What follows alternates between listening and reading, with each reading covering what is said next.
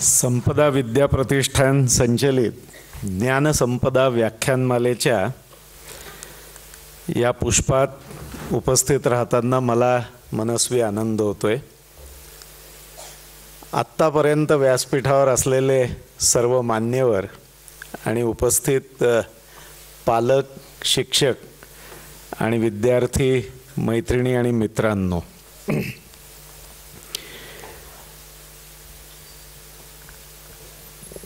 10 वर्षापासून व्याख्यानमाला चालवणं,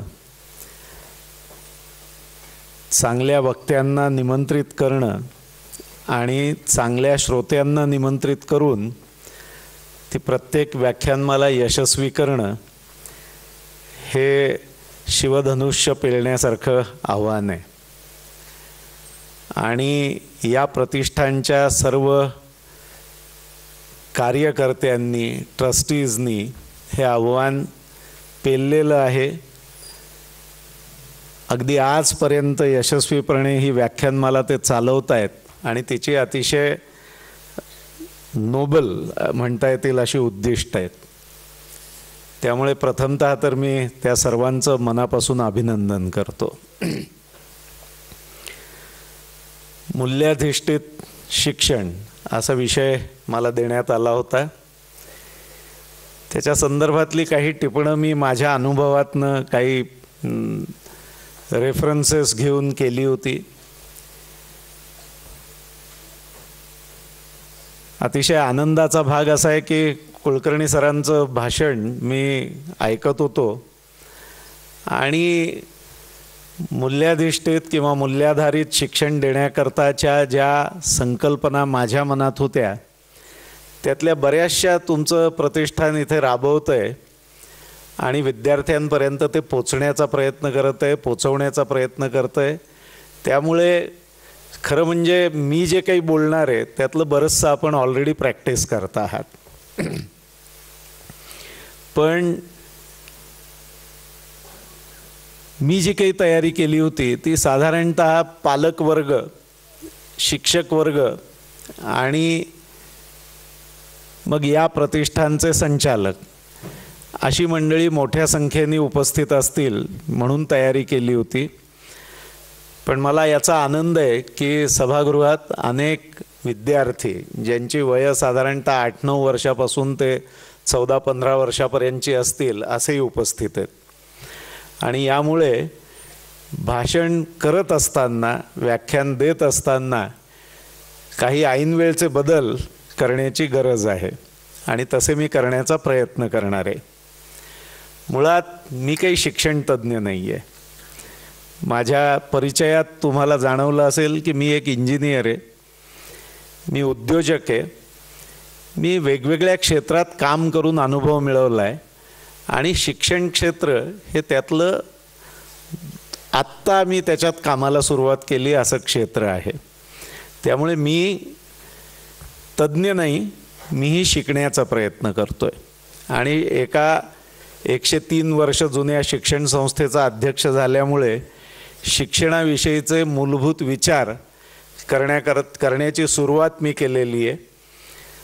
गेली 2 वर्ष मी महाराष्ट्र राज्याच्या शिक्षण खात्याने नेमलेल्या काही उच्चस्तरीय समितीवर काम करत होतो। या समितीमध्ये तांत्रिक शिक्षणाच्या संदर्भात विचार कसं असावं, काय करावं अशी एक समिती होती आणि दुसरी समिती वेगवेगळ्या युनिव्हर्सिटीज, वेगवेगळी कॉलेजेस जे त्यांचे 5 वर्षाचे पर्स्पेक्टिव्ह प्लॅन्स बनवते त्याच्या संदर्भात त्यांनी प्लॅन्स कसे बनवावेत, त्याचा आधार काय असावा या संदर्भातली समिती होती। आणि अजून एक समिती जी होती ती राष्ट्रीय उच्चतर शिक्षा अभियान, ज्याच्या माध्यमातून शिक्षण संस्थांचं गुणवत्ता वाढवण्याकरता केंद्रीय सरकार आणि राज्य सरकार ही भरीव मदत करत असते, संशोधनाकरता मदत करत असते, तर ती समिती होती। अशा वेगवेगळ्या समित्यांवर काम केल्यामुळे शिक्षणाच्या संदर्भात काही विचार करण्याची गरज निर्माण झाली आणि त्यातनं काही अनुभव पदरी पडले ते मी आपल्या सर्वांबरोबर शेअर करणार आहे। मुळात शिक्षण म्हणजे काय आणि शिक्षण नक्की कुठे मिळतं असा जेव्हा आपण विचार करतो तेव्हा सर्वसामान्यपणे आपल्याला असं वाटतं की शिक्षण हे प्राथमिक शाळेत प्रवेश घेतल्यानंतर मिळायला सुरुवात होते आणि साधारणतः आपण डिग्री किंवा पोस्ट ग्रॅज्युएशन होईस्तोवर आपला शिक्षणाचा काळ असतो. त्याच्यानंतर मग आपण प्रत्यक्ष फील्डमध्ये कामाला सुरुवात करतो, नोकरी करतो, व्यवसाय करतो आणि आपलं शिक्षण हे साधारणतः पोस्ट ग्रॅज्युएशन किंवा ग्रॅज्युएशन लेवलला थांबतं असा एक सर्वसामान्य समज आहे.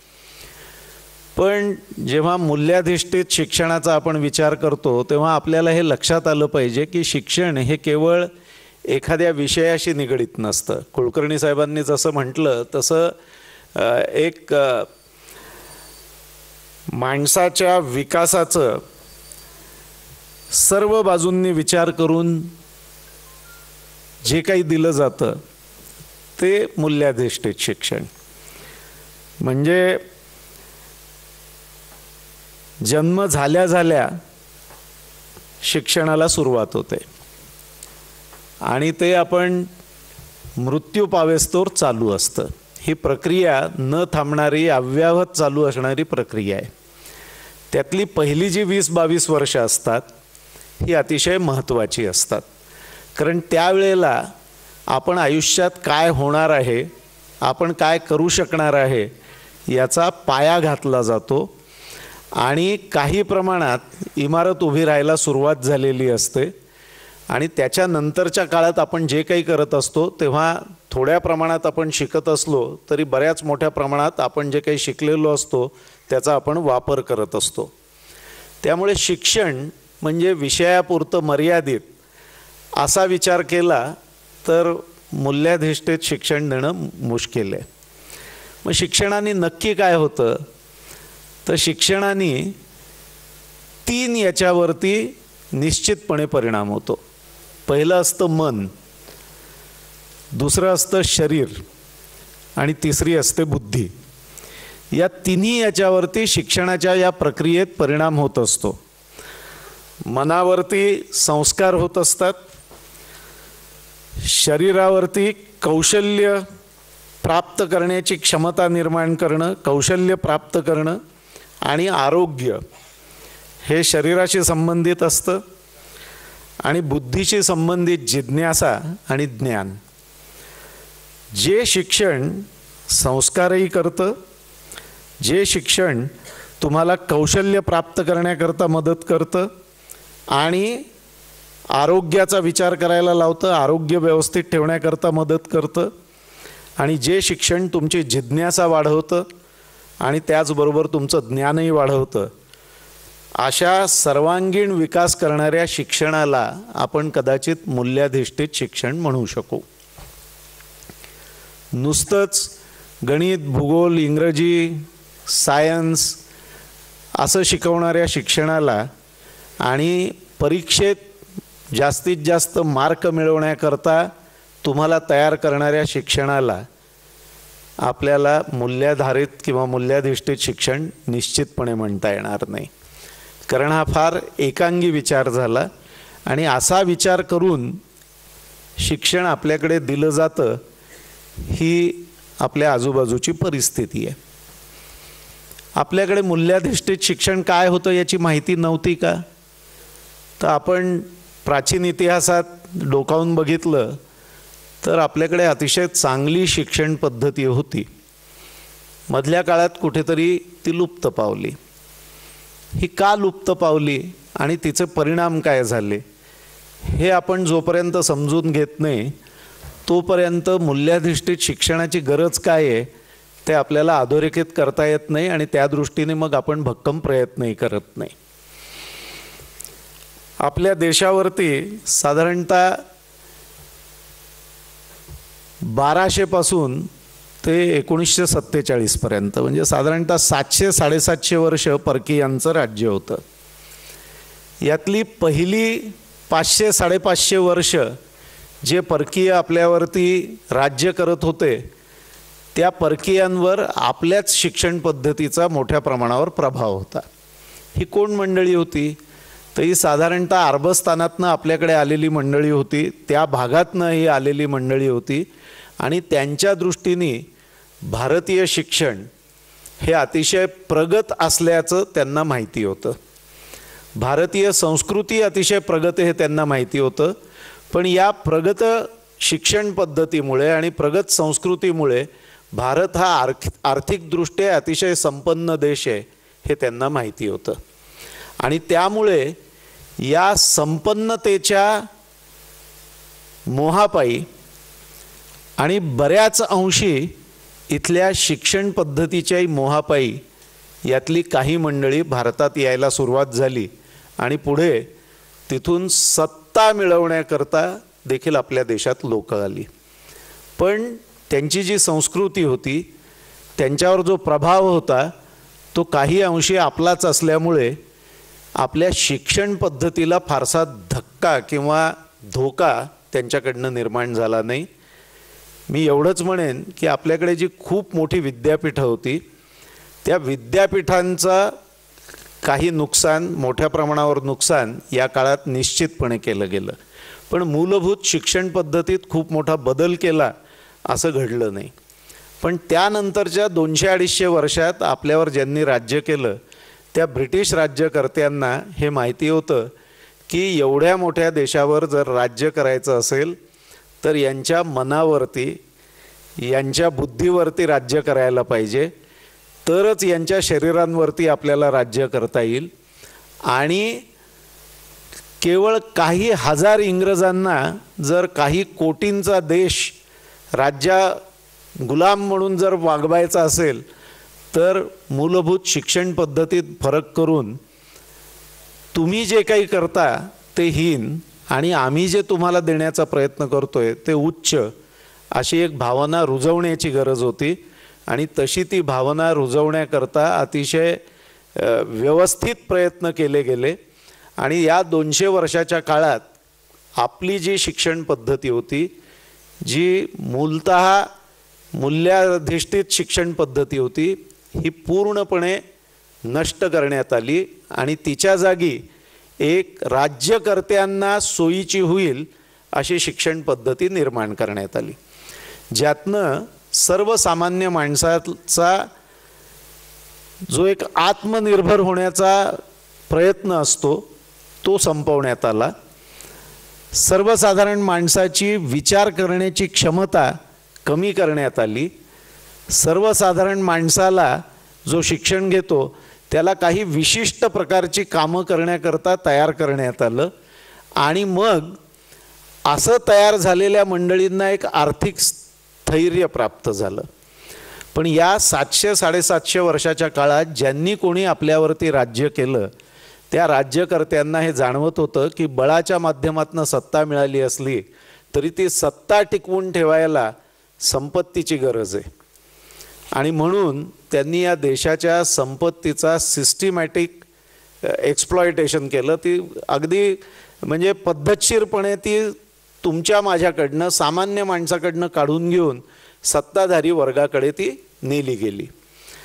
आणि याचा परिणाम असा झाला की आर्थिक सुबत्ता असलेला हा देश 1947 साली आपल्याला राजकीय स्वातंत्र्य मिळालं तोपर्यंत आर्थिक विपन्नावस्थेकडे गेलेला होता. आणि आर्थिक विपन्नावस्था जिथे असते, जिथे प्रत्येकच जीवनावश्यक गोष्टीची आणि ज्याला आपण म्हणतो की माझी इच्छा आहे की याच्याही पलीकडे, अन्न वस्त्र निवाऱ्याच्याही पलीकडे मला काहीतरी पाहिजे, तर त्या प्रत्येक गोष्टीचं जिथे गरजेपेक्षा कमी उपलब्धता असते तिथे तो समाज स्वार्थी होतो. कारण गरज असते 100ची, उपलब्ध असतात 50. जो आधी पोचेल आणि जो बळाचा वापर करेल त्यालाच ती मिळते. राहिलेल्या 50 जणांना ती मिळूच शकत नाही. आणि 1947 नंतर बरीच वर्ष आपल्याकडे ही अवस्था होती. आर्थिक विपन्नावस्था असल्यामुळे संस्कृतीचाही ऱ्हास झाला. भारतीय संस्कृतीविषयी अजूनही आपण अभिमानी आहोत. अजूनही आपण असं म्हणतो की आपली संस्कृती अतिशय उच्च दर्जाची आहे. पण ती उच्च दर्जाची आहे का होती? हा प्रश्न आपल्याला पडला पाहिजे, कारण आपल्या आजूबाजूला काय घडतंय याचा विचार डोळं उघडे ठेवून, कान उघडे ठेवून आपण करायला शिकलं पाहिजे. स्वाभिमान असावा, श्रद्धाही असावी, पण अंधश्रद्धा असू नये.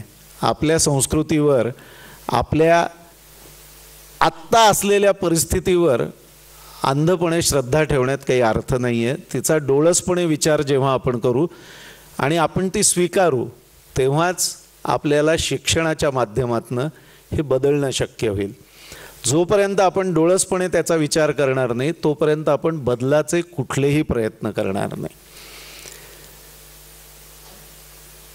आपल्याकडे राज्यसत्ता होती, ब्रिटिश राणीच्या नावाने आपल्यावरती सत्ता केली जात होती. म्हणजे एक राज्यकर्ते होते, राजे होते, राण्या होत्या आणि हे राजे राण्यांचं राज्य आपल्यावर होतं. 1947 नंतर मात्र लोकशाही आली आणि लोकशाहीत अपेक्षित असं होतं की लोकांनी लोकांकरता करायचं राज्य. मग लोकांनी लोकांकरता करायचं राज्य जर असेल तर याच्यात सत्ताधारी कोणी नाही, याच्यात रूल्ड म्हणजे ज्यांच्यावरती सत्ता गाजवली जातं असंही कोणी नाही. पण प्रत्यक्षात काय घडतंय तर प्रत्यक्षात गेल्या 70 वर्षातला आपला अनुभव असा आहे की एक सत्ताधारी वर्ग निर्माण झाला. या सत्ताधारी वर्गाला एकदा सत्तेत आलं की आपली सत्ता टिकवून ठेवण्याची गरज निर्माण झाली. मग ही सत्ता टिकवून ठेवायची असेल तर या लोकशाहीमध्ये आर्थिक बळ असण्याची गरज निर्माण झाली आणि मग ते आर्थिक बळ मिळवण्याकरता योग्य अयोग्य सर्व प्रकारच्या मार्गांचा वापर करण्याची एक प्रथा निर्माण झाली आणि त्यामुळे देशात संपन्नता किंवा जी काही संपत्ती निर्माण होत होती त्या संपत्तीचा ओघ हा जसा पारतंत्र्याच्या काळात सत्ताधारी वर्गाकडे होता तसा तो स्वातंत्र्याच्या काळातही त्या सत्ताधारी वर्गाकडेच राहिला आणि सत्ताधारी अधिकाधिक संपन्न होत राहिले, पण समाज मात्र विपन्न अवस्थेत कायमच राहिला. आणि विपन्नावस्थेत असल्यामुळे या समाजाची मानसिकता 1947 साली जशी होती त्यापेक्षा 1957 मध्ये, 1967 मध्ये किंवा 1977 मध्ये, अगदी 1920-17 मध्ये अधिक बिघडलेली आपल्याला दिसते. आणि ही अशी बिघडली आहे याचं मूलभूत कारण कुठेतरी शिक्षण म्हणून आपण जे काही करतोय तिथे जाऊन थांबते. जर योग्य शिक्षण मिळालं तर माणसं सत्तेत असूनही सत्ताधाऱ्यासारखी वागणार नाही. महात्मा गांधींनी एक ट्रस्टीशिपची संकल्पना मांडली होती की एखाद्या उद्योगाचा मी संचालक असेन, मी जर मालक असेन तर मी मालक म्हणून न वागता एक त्याचा ट्रस्टी आहे. ही माझ्याकडे समाजाने सोपवलेली जबाबदारी आहे आणि हा जो उद्योग आहे हा समाजाभिमुख असावा, तो समाजाला आन्सरेबल असावा, या दृष्टीने मी तिथे वागलं पाहिजे, मी ट्रस्टी म्हणून वागलं पाहिजे, अशी एक संकल्पना महात्मा गांधींनी प्रपोज केली होती. महात्मा गांधींनी ती मांडली होती. प्रत्यक्षात लोकांनी निवडून दिलेली मंडळी ही आपण ट्रस्टी आहोत असं वागताना आपल्याला दिसत नाहीत. स्वार्थापोटी देशाचं नुकसान झालं तरी चालेल, समाजाचं नुकसान झालं तरी चालेल, अशा पद्धतीने वागण्याची प्रथा आपल्याकडे 1947 नंतर वाढीला लागलेली दिसते. खरं म्हणजे स्वातंत्र्यानंतर ही कमी व्हायला पाहिजे होती. मग ही का वाढतीये, कमी का होत नाही आहे? कुठेतरी आपल्याकडे आपल्या शिक्षणात कुठेतरी कमतरता राहिली आहे का? तर त्याचं उत्तर निश्चितपणे अशी कमतरता आपल्या शिक्षणात राहिली आहे. बघा, सत्ताधाऱ्यांची गरज काय असते? सत्ताधाऱ्यांची गरज असते की समाजाने अंकित राहावं. म्हणजे दर 5 वर्षांनी जेव्हा ते जातील समोर तेव्हा बा याच्याशिवाय माझं भागणार नाही, ही भावना जर असेल तर आपण त्यांना मतं देतो. जोपर्यंत आपण स्वयंनिर्भर होत नाही तोपर्यंत आपल्याला कोणावर तरी निर्भर राहावं लागेल ही भावना मनात असते आणि ज्याच्यावर आपण निर्भर असतो त्याच्या विरोधात आपण काही करण्याची शक्यता नसते. त्यामुळे अनेक निर्णय असे घेतले गेले की ज्याच्यात समाज हा कायम सरकारवरती अवलंबून राहील, आत्मनिर्भर होणार नाही. आणि आधीच्या सरकारांनी ते केलं होतं कारण त्यांच्याकडे 20, 25, 30 हजार इंग्रजांना आपल्यावर राज्य करायचं होतं. त्यामुळे प्रत्येक गोष्टीकरता त्यांच्या दारात गेल्याशिवाय तुम्ही काही करू शकणार नाही अशी व्यवस्था त्यांनी निर्माण केली होती. पण आपल्याही सरकारांनी त्या व्यवस्थेला केवळ कायम ठेवलं नाही तर अनेक वेळा त्याच्यात भर घातलेली आपल्याला दिसते. आणि त्याचं कारण एकच होतं की लोकशाहीतही सत्ताधारी व्हायचं असेल तर लोकांना अंकित ठेवण्याची गरज निर्माण झाली होती. म्हणजे लोकांना आत्मनिर्भर नाही करायचं. मग हे कशाच्या माध्यमातून करता येतं तर योग्य पद्धतीने, जसं ब्रिटिशांनी शिक्षण पद्धती बदलली तर तशीच शिक्षण पद्धती अजून मोठ्या प्रमाणावरती राबवण्याचा प्रयत्न आपल्या सरकारांनी केला. ती बदलण्याचा प्रयत्न केला नाही. आणि त्यातनं खरं म्हणजे समाजाची ही काय मनोबल जे आहे ते कमी होत राहिलं. आत्मनिर्भर होण्याचा प्रयत्न कमी कमी झाला आणि आपण जास्तीत जास्त अंकित राहिलो. सरकारने मग एक असा निर्णय घेतला की शिक्षण पद्धतीत जे कोणी शिक्षक काम करतात, ज्या कुठल्या शिक्षण संस्था काम करतात, यांचे सगळ्यांचे पगार आपणच द्यायचे. असा निर्णय घेतल्यानंतर मग अपॉइंटमेंट्स कोणाच्या करायच्या, कशा करायच्या, किती करायच्या, शिक्षण संस्था चालवायची कशी. एक वेळ अशी होती की सरकार शिक्षण संस्थांना बिल्डिंगचं भाडंही द्यायची, विजेचा खर्चही द्यायची, प्रॉपर्टी टॅक्सही हे द्यायची. म्हणजे non salary grants, non recurring expense grants अशा नावाखाली काही ग्रँट्स दिल्या जायच्या. आणि याच्यामुळे शिक्षण व्यवस्था ही पूर्णपणे सरकारच्या वरती निर्भर झाली. सरकार म्हणजे कोण? सत्ताधारी. पण एक वेळ अशी आली की सरकारला हे खर्च परवडेनासे झाले. कारण शेवटी मतांचं राजकारण करत असताना एकत्रितपणे एका समूहाने एखादी मागणी केली तर ती मागणी मान्य करण्यावाचून सत्ताधाऱ्यांना पर्याय राहत नाही. जेव्हा सर्व शिक्षकांनी, प्राध्यापकांनी एकत्रित येऊन 4th पे, 5th पे कमिशनची मागणी केली, बेटर सर्व्हिस टर्म्सची मागणी केली, त्यावेळेला सत्ताधाऱ्यांनी त्याला मान्यता दिली. आणि मग खर्च वाढत वाढत या स्तरावर गेले की सुमारे 15 वर्षापूर्वी नॉन सॅलरी ग्रँट्स ज्या काही सरकार द्यायचं त्यांनी ते देणं बंद केलं. एक वेळ अशी आली की त्यांनी नॉन ग्रँट बेसिसवरच्या एज्युकेशनला प्रमोट करायला सुरुवात केली की सरकार मदत करणार नाही. तुम्ही जर स्वतःच्या ताकदीवरती एखादी शिक्षण संस्था चालवू शकत असाल, एखादं इंजिनिअरिंग कॉलेज चालवू शकत असाल तर ते चालवा. अशा संस्था निर्माण झाल्यानंतर त्यांना इन्कमचे सोर्स हे विद्यार्थ्यांची फी होती आणि विद्यार्थ्यांच्या पालकांकडनं मिळणारं डोनेशन होतं. दुर्दैवाने अशा सर्व संस्था सत्ताधाऱ्यांच्या जवळच्या मंडळींच्याच ताब्यात राहिल्या, त्यांनाच ही परवानगी मिळाली. आणि त्यामुळे त्यांनी आपली सत्ता कायम राहावी म्हणून या शिक्षण संस्थाही वापरायला सुरुवात केली. शिक्षणाच्या विचारापेक्षा सत्तेचा विचार महत्त्वाचा,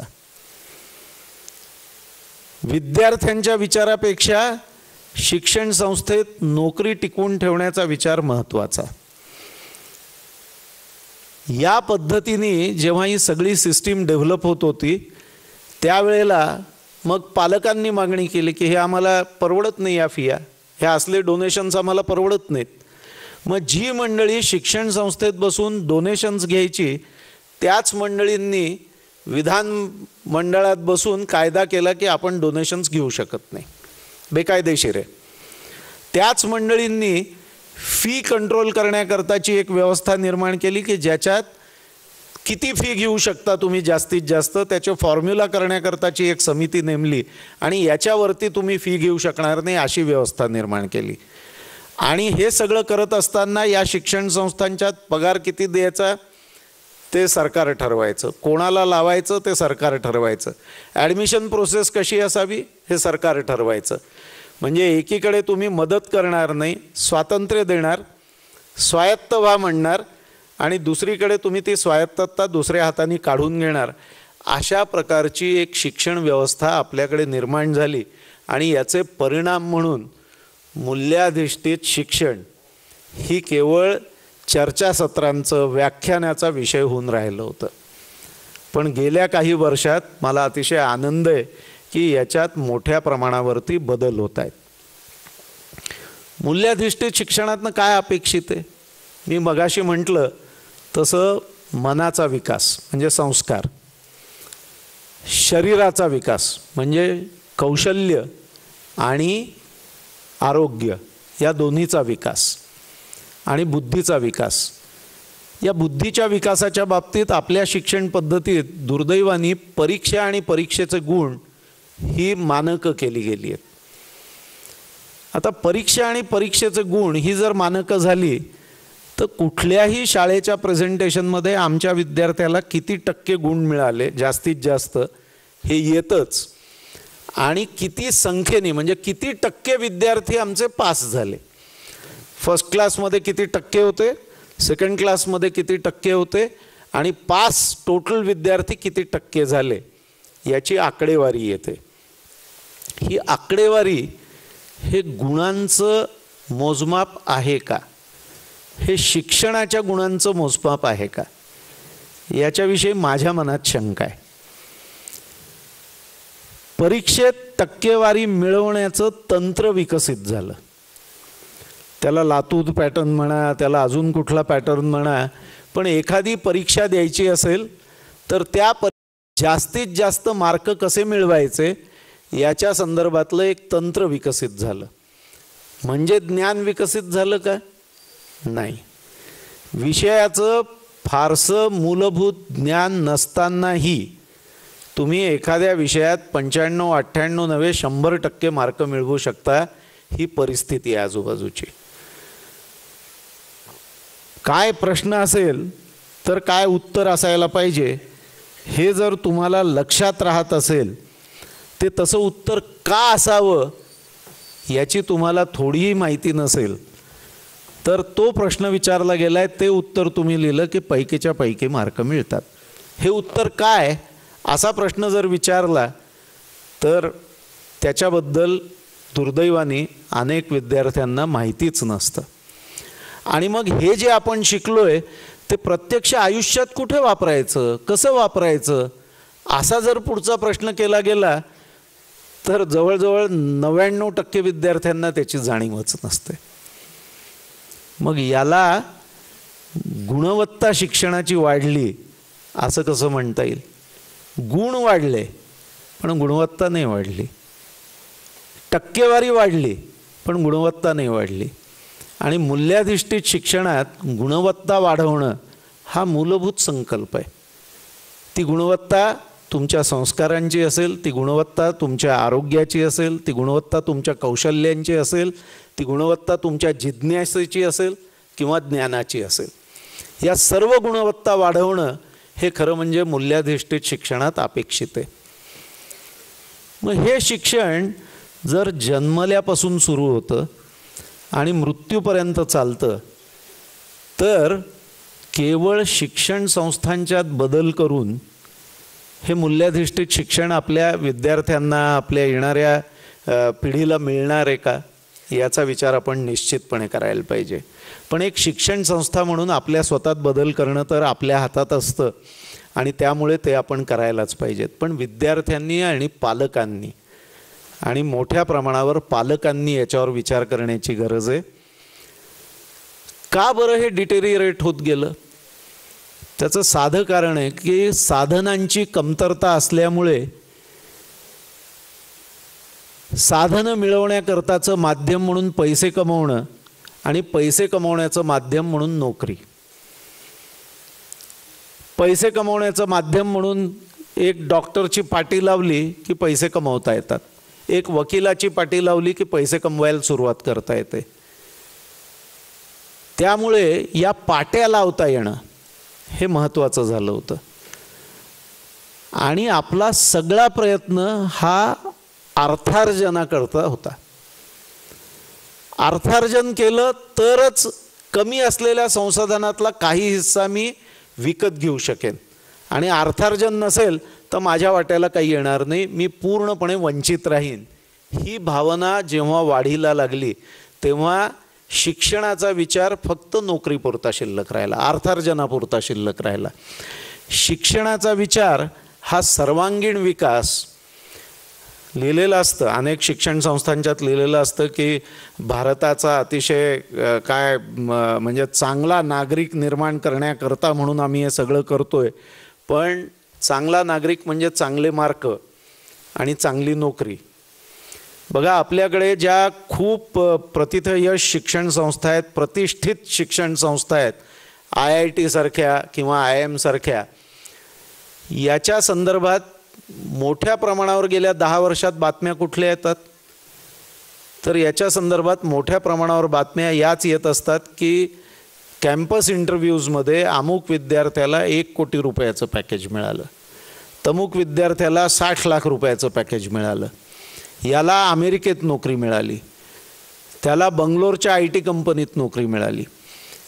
अशाच स्वरूपाच्या बातम्या येत असतात. आता ह्या सगळ्या IITs, IIMs ही फक्त पॅकेज मिळवण्याकरताची माध्यमं झाली आहेत का? मीडियामधलं तर सगळं वाचल्यानंतर असं वाटतं, पेपरमध्ये छापून आलेल्या गोष्टी वाचल्यानंतर असं वाटतं की फक्त तेवढ्यापुरतीच मर्यादित राहिलेली आहेत. सुदैवाने अगदीच तशी परिस्थिती नाही आहे. तिथे अनेक चांगल्या गोष्टी घडत आहेत, पण आपला फोकस समाज म्हणून, माध्यमं म्हणून त्या चांगल्या घडणाऱ्या गोष्टींवर नाही आहे.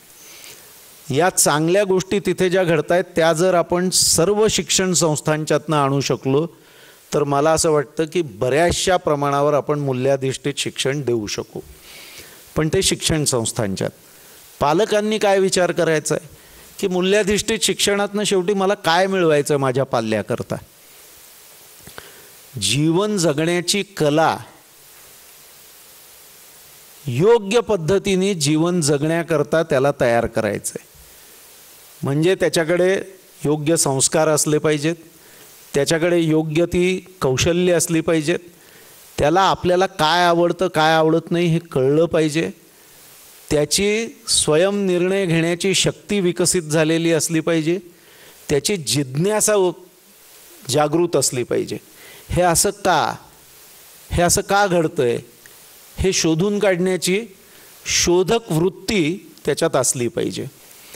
असं जे पाल्य असतं आणि मग हे असं सगळं करत असताना आयुष्यात येणाऱ्या अवघड प्रसंगांना अतिशय शांतपणे, न घाबरता, न डगमगता तोंड देण्याची त्याची क्षमता निर्माण व्हायला पाहिजे. म्हणजे मूल्याधिष्ठित शिक्षणाचा पाया हा शाळेत नाही घातला जात, तो घरांच्यातनं घातला जातो. आणि घरात आपण तो पाया घालतो का? मी जेव्हा लहान होतो ना तेव्हा मी 10 वर्षाचा झाल्यानंतर माझ्या आईने माझ्या हातात प्लास्टिकची एक बास्केट ठेवली, 15 रुपये दिले आणि म्हणाली आठवडी बाजारात जा आणि घरी लागणाऱ्या भाज्या घेऊन ये. आता भाज्या घेऊन ये, मी भाजी बाजारच कधी बघितला नव्हता. साधारण माहिती होतं की तो औरंगपुऱ्यात कुठेतरी, औरंगाबादमधला एक भाग आहे, तिथे कुठेतरी एक भाजी मार्केट आहे. ते माझ्या शाळेच्या थोडंसं पलीकडे असल्यामुळे मला रस्त्याची कल्पना होती. मी आपली सायकल काढली आणि भाजी बाजारात गेलो. कुठली भाजी घ्यायची? घरात एक 15 माणसं जेवतात रोज, त्यांच्याकरता कुठली भाजी किती लागते काहीही माहिती नव्हतं. 15 रुपयात किती भाजी येईल याची कल्पना नव्हती. बटाट्याचा भाव काय आहे, कांद्याचा भाव काय आहे, पालकाची जुडी केवढ्याला मिळते, कोथिंबिरीची जुडी केवढ्याला मिळते, काहीही माहिती नव्हतं. पण आईने 15 रुपये हातात दिले आणि सांगितलं जा. मी सायकल मारत बाजारात गेलो आणि परत येताना मला बटाटे आवडायचे, मला कांदे आवडायचे, म्हणून मी बऱ्यापैकी 2-4 किलो कांदे, 2-4 किलो बटाटे आणि मला आवडणाऱ्या भाज्या सिलेक्ट करून घेऊन आलो. कोथिंबीर आणली नाही, मिरची आणली नाही, लिंब आणली नाहीत, आलं आणलं नाही, काहीच आणलं नाही. मला आवडणाऱ्या 3-4 भाज्या घेऊन एक 8-10 किलोचं ओझं परत सायकलला लावलं आणि सायकल मारत परत आलो. पुढच्या 3 वर्षाच्या काळात दुधी भोपळा कोळा आहे का जून आहे, भेंडी किडकी आहे का किडकी नाही आहे, कोळी आहे का जून आहे, पालक चांगला आहे का जून आहे, तो केवढ्याला मिळतो, भाजी बाजारात आपण किती भाजी घेतली तर कोथिंबिरीची जुडी, मिरच्या, लिंब असं भाजीवाली फुकटच टाकते तुमच्या बॅगमध्ये, हे सगळं मला शिकायला मिळालं. मला सांगा, भाजीचा भाव करायला शिकलो. बटाटे 5 रुपये किलो सांगितले त्या काळात, किंवा 4 रुपये किलो सांगितले तर नाही बाई ते 3.5 रुपयांनी द्या असं म्हणायला शिकलो. आणि एक वेळ अशी आली की अख्ख्या भाजी बाजारात उत्तम भाजी कुठल्या दुकानांच्यात असते, कोण भाजी विक्रेते आहेत किंवा विक्रेते आहेत की ज्यांच्याकडे उत्तम भाजी असते. कोणाकडे बटाटे कांदे चांगले मिळतात, कोणाकडे भोपळे चांगले मिळतात, कोणाकडे पालेभाज्या चांगल्या मिळतात, या सगळ्याचं ज्ञान मला झालं. मला सांगा की हे जीवन शिक्षण नाही आहे का? हे शिक्षण नाही आहे का? हा शिक्षणाचा भाग नाही आहे का? आमच्या घरी 3 बहिणी होत्या आणि आम्ही 2 भाऊ होतो. रात्री घरात 14-15 माणसं असायची, एकत्र कुटुंब होती. सगळ्यांची अंथरुणं घालण्याची जबाबदारी आमच्यावर असायची. गुंडाळून ठेवलेल्या गाद्या, त्या काळात काही प्रत्येकाला बेडरूम नव्हती, त्या काळात काही पलंग नसायचं. कुठेतरी सगळ्या गाद्या गुंडाळून, सगळ्या चादरींच्या घड्या घालून, सगळ्या उशा एका ठिकाणी ठेवलेल्या असायच्या आणि त्या झाकून ठेवायला एक सतरंजी घालून ठेवलेली असायची. ते सगळं काढायचं, वेगवेगळ्या खोल्या रात्री झाडून घ्यायच्या स्वच्छ, सतरंज्या पसरायच्या, त्याच्यावर गाद्या घालायच्या, चादरी घालायच्या, उशा आणि पांघरुणं ठेवायची, हिवाळ्यात ब्लँकेट्स ठेवायची, उन्हाळ्यात पातळ चादरी ठेवायच्या. हे सगळं आम्हाला आमच्या लहानपणी वय वर्ष 15-20 आई वडिलांनी करायला लावलं आणि शिकवलं. हे शिक्षण नाही आहे का? हे शिक्षणच आहे. आयुष्यात वेगवेगळे प्रसंग येतात, त्यांना धैर्याने तोंड द्यायला. बहिणींची लग्न झाली, जबाबदारी टाकून द्यायचे की भाजी बाजारात जा आणि घेऊन ये, किराणा माल आहे एवढा किराणा माल घेऊन ये. 50 लोकांच्या जेवणाला किती पदार्थ लागतात, 100 लोकांच्या जेवणाला किती पदार्थ लागतात. इथपासून ते वेगवेगळ्या एजन्सीजना आणून मांडव कसा घालून घ्यायचा, इलेक्ट्रिशियनला बोलवून लाईटिंग कसं करून घ्यायचं, हे सगळ्या गोष्टी आम्ही कॉलेज पास व्हायच्या आधीच शिकलेलो होतो.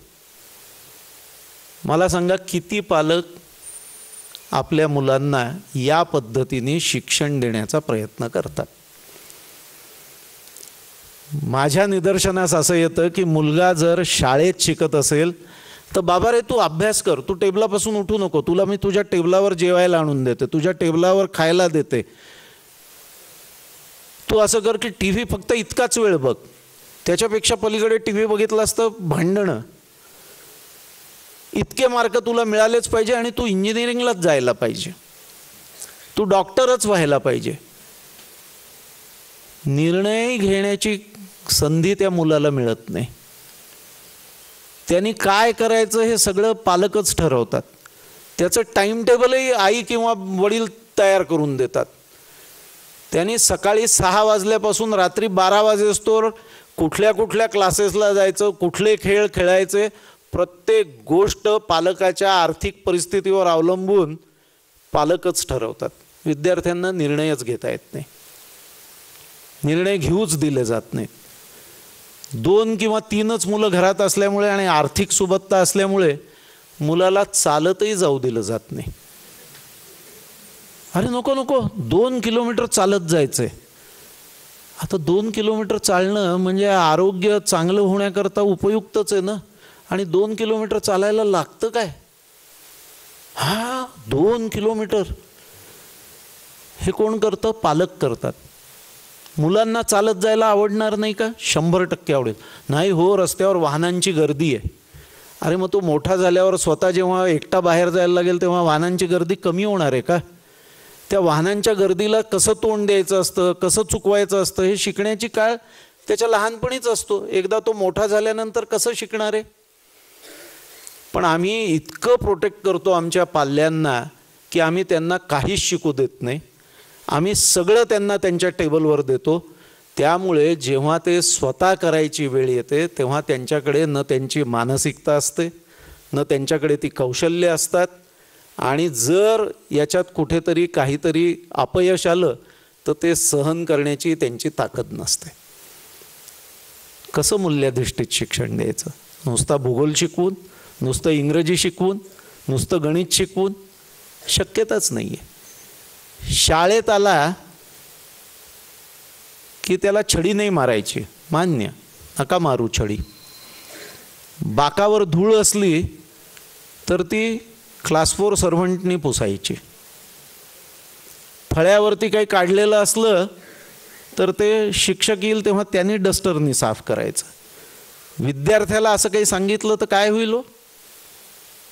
विद्यार्थ्याला म्हटलं की अरे जरा वर्ग स्वच्छ करून घ्या आणि अगदी वर्स्ट केसमध्ये टॉयलेट्स क्लीन करून टाका शाळेची, तर पालक त्या शिक्षण संस्थेवर मोर्चाच घेऊन जातील. म्हणतील आमची मुलं काय याच्याकरता येतात शाळेत? मग हे कोणी करायचं? हे करायचं का नाही करायचं? जीवन जगण्याचा हा एक भाग आहे. स्वच्छतेचं शिक्षण नाही देता येत, ते संस्कार असतात. ते संस्कार तेव्हाच मिळतात की जेव्हा तुम्ही स्वतःला जे काही वापरायचं आहे ते स्वच्छ करून घेण्याची सवय स्वतःला लावून घेता. नाही तर कोणीतरी करेल. आम्ही आमच्या घरातला कचरा रस्त्यावर टाकून देतो, कारण रस्ता स्वच्छ काउन्सिल किंवा कॉर्पोरेशन करेल, चतुर्थ श्रेणी कर्मचारी करतील, ही भावना कुठून येते? तर मला जे काही पाहिजे ते स्वच्छ करून देण्याची जबाबदारी दुसऱ्याच कोणाची तरी असते, माझी नसतेच. मग मला कळणार कुठून की स्वच्छता मलाच ठेवायची आहे? हा संस्कार होणार कसा? हा संस्कार जर झाला तरच मूल्याधिष्ठित शिक्षण शक्य आहे. माझ्या अडचणी आई सोडवते, वडील सोडवतात, शिक्षक सोडवतात. Readymade solutions. गणित अडलं, शिक्षकांनी येऊन सांगायचं की हे असं असं सोडवायचं. मी प्रयत्न कधी करायचा? नाही करायचा. तुला लगेच सोल्युशन मिळून जाईल. ते सोल्युशन मी का देणार? तर परीक्षेत तुला चांगले मार्क मिळायला पाहिजेत. मला स्वतःला असं वाटतं की आपण मोठ्या प्रमाणावर मुलांना मूल्याधिष्ठित शिक्षण देण्यापेक्षा ते जास्तीत जास्त इतरांवर निर्भर राहतील, त्यांच्या क्षमता कमी होतील, अशा पद्धतीने आपण त्यांना वागवतोय. आणि मग आपण अपेक्षा करतो की आपली मुलं जेव्हा प्रत्यक्ष फील्डमध्ये जातील तेव्हा त्या परीक्षेत मिळालेल्या गुणांच्या आधारावरती ते खूप छान काम करतील. ह्या अशा शिक्षण पद्धतीतनं आलेल्या मंडळींनी काही बाबतीत कितीही चांगलं काम केलं तरी मूलभूत संस्कार नसल्यामुळे, मूल्यांची जाणीव नसल्यामुळे काय घडतं? मग आपल्या देशात एखादा विजय मल्ल्या होतो, एखादा चोक्सी होतो, एखादा मोदी होतो, पंतप्रधान नाही, नीरव मोदी. पण हे आपल्याच देशात होतं का? या अशा स्वरूपाची शिक्षण पद्धती अमेरिकेतही आहे. आणि मी एक 8 महिन्यापूर्वी एक पुस्तक वाचत होतो. हार्वर्डच्या, म्हणजे जगातली सर्वात चांगली शिक्षण संस्था जिला म्हटलं जातं, युनिव्हर्सिटी म्हटलं जातं, आणि जगातलं सर्वात चांगलं बिझनेस स्कूल समजलं जातं, त्या हार्वर्ड बिझनेस स्कूलच्या एका प्राध्यापकाने लिहिलेलं हे पुस्तक होतं, ज्याच्यात त्यांनी असं म्हटलं होतं की माझ्याकडे शिकलेले आणि हार्वर्ड बिझनेस स्कूलमध्ये असताना अतिशय आउटस्टँडिंग असलेले विद्यार्थी नंतरच्या काळात जेलमध्ये गेले. त्यांनी आर्थिक गुन्हे केले आणि जेलमध्ये गेले. हे असं का व्हावं असा प्रश्न त्याला पडला होता. आणि त्याच्यात एका भारतीयाचं नाव होतं. इंडियन स्कूल ऑफ बिझनेस म्हणून हैदराबादला भारतीय उद्योगांनी एकत्र येऊन एक अतिशय चांगली बिझनेस मॅनेजमेंट स्कूल सुरू केली आहे. ही भारतातली अतिशय चांगल्या बिझनेस मॅनेजमेंट इन्स्टिट्यूट्सपैकी एक समजली जाते. IIM Ahmedabad, IIM Calcutta, IIM बँगलोरच्या लीगमध्ये, म्हणजे त्यांच्या साखळीतली ISB एक समजली जाते. ही ISB स्थापन करताना तिचे डायरेक्टर, डीन म्हणून जे कोणी सद्गृहस्थ इथे आले होते अमेरिकेतनं, त्या सद्गृहस्थांना 4 वर्षापूर्वी इन्सायडर ट्रेडिंगच्या आरोपाखाली, म्हणजे बोर्डमध्ये जी सेन्सिटिव्ह इन्फॉर्मेशन असते ज्यांनी मार्केटमध्ये शेअरच्या किमती वरती खाली होऊ शकतात, ही आपल्या एका ब्रोकर फ्रेंडला शेअर केल्याबद्दल सध्या ते अमेरिकेत जेलमध्ये. तुमच्याकडे किती उच्च डिग्री आहे याच्यामुळे तुमचं भवितव्य ठरत नाही. तुमच्याकडे किती उच्च मूल्य आहेत याच्यामुळे निश्चितपणे तुमचं भवितव्य ठरू शकतं. आणि त्यामुळे जीवनमूल्य काय आहेत, ही मूल्य कालौघात बदलतात का याच्या संदर्भातला विचार करायला पाहिजे. ही कालातीत असतात असं आपले सर्व ग्रंथ म्हणतात. काळाप्रमाणे ही मूल्य बदलत नाहीत. त्या मूल्यांचं दृश्य स्वरूप कदाचित बदलेल. म्हणजे ज्याच्यातनं आपल्याला ती मूल्य जाणवतात ते दृश्य स्वरूप जे असतं ते दृश्य स्वरूप काळाप्रमाणे बदलत जाईल. पण काळाप्रमाणे मूल्य बदलतात हे मात्र काही खरं नाही आहे. मग ही जीवनमूल्य शिक्षण संस्थांच्यातनं मिळावी, निश्चितपणे मिळावीत. शक्य असेल तर शिक्षण संस्थांनी निश्चितपणे ते द्यावं. पण शिक्षण संस्था जसं कुलकर्णी साहेब म्हणाले की या एका आकृतीबंधात बांधलेल्या असतात. सरकारने त्यांना ग्रँट देवोत किंवा न देवोत, म्हणजे तुम्हाला अनुदान मिळो किंवा न मिळो, तरीही शिक्षण संस्थेला सरकारने जी काही बंधनं घालून दिली आहेत त्या बंधनात हे करावं लागतं. आणि ते बंधन काय असतं तर अमुक तारखेला शाळा सुरू होतील, अमुक अमुक वर्गाचे अमुक अमुक विषयाचे इतके इतके वर्ग घेतले जातील, त्याची 35 मिनटं 45 मिनटं जे काय असेल ते केलं जाईल. ते शिक्षक इतके तास शिकवतील, म्हणजे तास म्हणजे तो 35 मिनटाचा किंवा 45 मिनटाचा, आणि या विषयातले इतके धडे या वर्षी शिकवले जातील, असा तो आकृतीबंध असतो आणि तो त्यांना स्वीकारावा लागतो आणि त्याप्रमाणे काम करावं लागतं. बोर्डाचा अभ्यासक्रम आम्ही राबवतो असं जे कुलकर्णी सर म्हणाले ते त्या दृष्टीने आहे. मग हे राबवत असताना बहुत करून शिक्षकांना असं वाटतं की हीच आपली ड्युटी आहे, ह्याच्या पलीकडे आपलं काही कामच नाही आहे, कारण आकृतीबंधात तेवढंच नेमून दिलेलं आहे. ह्याच्यानंतर काही द्यायचं असतं विद्यार्थ्यांना याची जाणीव बहुतांशी शिक्षकांना नसते. तशी ती करून देण्याचा प्रयत्न केला तर जसे पालकांचे हक्क असतात, विद्यार्थ्यांचे हक्क असतात, तसे त्यांचेही हक्क असतात. आणि आपल्या हक्कापुरतं मर्यादित आपण करायचं असतं.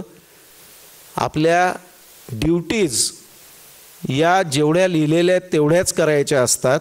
त्याच्या पलीकडचं काही अपेक्षित आहे ते आपण केलं तर आपल्यालाच आनंद मिळणार आहे, याच्या संदर्भातली जागृती ही आपल्या शिक्षण पद्धतीतनं आपल्याकडे आली आहे असं दिसत नाही.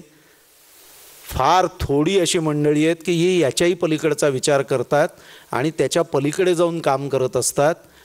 त्यांच्याकडे भौतिक संपत्ती फारशी नसेल कदाचित, पण त्यांच्याकडे आनंद हा इनडिस्ट्रक्टिबल असतो.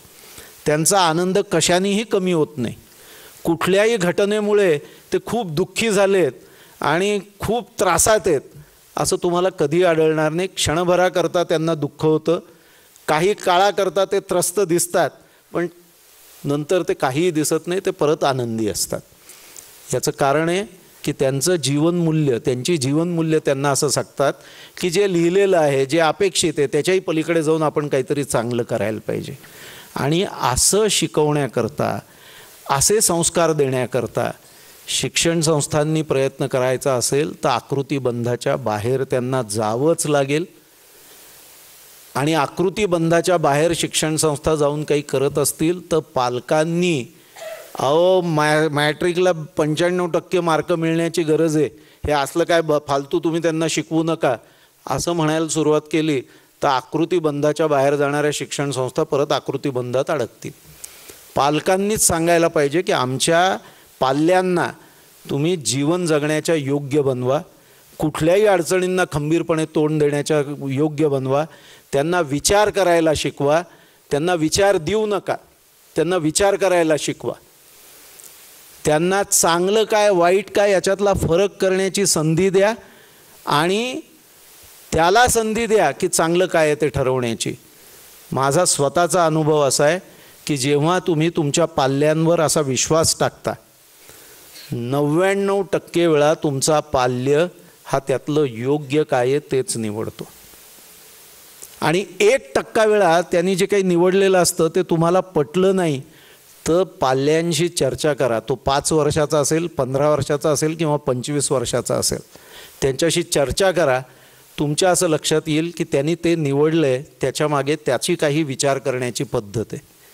ती जर चूक असेल तर तुम्ही हे असं विचार करणं या कारणांकरता चुकीचं वाटतं एवढं म्हणून सोडून द्या, निर्णय थोपू नका. परत त्याला निर्णय घेण्याची संधी द्या.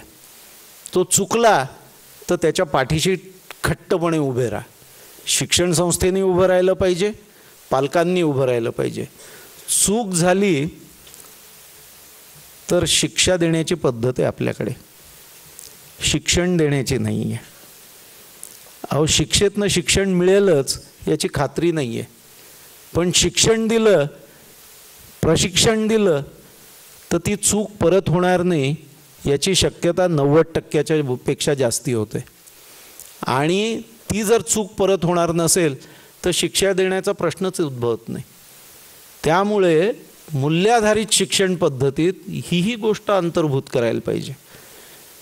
जीवनानुभव देणारी शिक्षण पद्धती, योग्य मूल्य काय आहेत याच्याविषयीची जाणीव देणारी पण ती न थोपणारी, विचार करून स्वीकारायला शिकवणारी अशी शिक्षण पद्धती, अशा व्यवस्था ज्या आखून दिलेल्या चौकटीच्या बाहेर जाऊन काम करतील, त्यांची आज समाजाला गरज आहे. आणि जेव्हा अशा शिक्षण संस्था निर्माण होतील, असे विचार करणारे संस्था चालक निर्माण होतील आणि असे विचार करणारे शिक्षक त्यांना मिळतील आणि त्यांना पाठिंबा देणारे पालकही मिळतील, त्या दिवशी मूल्याधारित शिक्षण पद्धती ही आपल्या देशात परत एकदा मूळ धरायला लागेल, वाढेल, फोफावेल. आणि जर ती वाढली आणि फोफावली तर आज जी देशाची अवस्था दिसते की ज्यांच्याकडे संपत्ती आहे त्यांच्याकडे प्रचंड आहे, ज्यांच्याकडे नाही त्यांची परिस्थिती गंभीर आहे, आणि मग मध्ये लटकणारी काही मंडळी आहेत, ही परिस्थिती बदलेल आणि सर्वसामान्य माणसालाही जगण्याकरता धडपड करावी लागेल, प्रचंड कष्ट करावे लागतील. असे परिस्थिती शिल्लक राहणार नाही जी 2000 वर्षापूर्वी या देशात होती. त्यामुळे या दृष्टीने विचार करणं, या दृष्टीने सर्वांनी पुढे येणं आणि असा विचार करून अशी शिक्षण पद्धती निर्माण करणं हे अतिशय गरजेचं आहे. आणि आज जे पालक इथे उपस्थित आहेत, आज जे विद्यार्थी उपस्थित आहेत, माझी खात्री आहे की विद्यार्थी याच्यापुढे आईने भाजी आणायला सांगितली, अंथरूण घालायला सांगितलं. मी तुम्हाला गंमत सांगतो की आम्ही चादरी घालायचो ना, त्याला एक जरी वळी असली ना तरी आमची आई यायची, म्हणायची नाही ती नीट कर. उशी जर गादीच्या मध्यभागी आणि बरोबर टोकाला ठेवलेली नसली, अशी फेकून दिलेली असली तर ती म्हणायची अशी नाही ठेवायची उशी, नीट ठेवायची, मध्यभागी ठेवायची. पांघरुणाची घडी जर नीट केलेली नसेल, असं पायथ्यापाशी टाकून दिलेलं असेल बोळ्यासारखं, तर ती म्हणायची असं नाही, याची नीट घडी कर, हे व्यवस्थित ठेव. तसं व्यवस्थित ठेवलेलं पांघरुण, तशी व्यवस्थित ठेवलेली उशी आणि एकही वळी नसलेली चादर असलेला बिछाना, हा तुमच्या मनात आता आपण छान झोपलं पाहिजे हा विचार सहजपणे निर्माण करतो. तेच जर तो विस्कटलेला असला, मळलेला असला, चुरगळलेला असला तर याच्यावर आपण झोपायचं का, असा कुठेतरी मनात विचार येतो आणि मग झोप कशी लागेल. जर मनच अस्वस्थ असेल तर झोप कशी लागेल.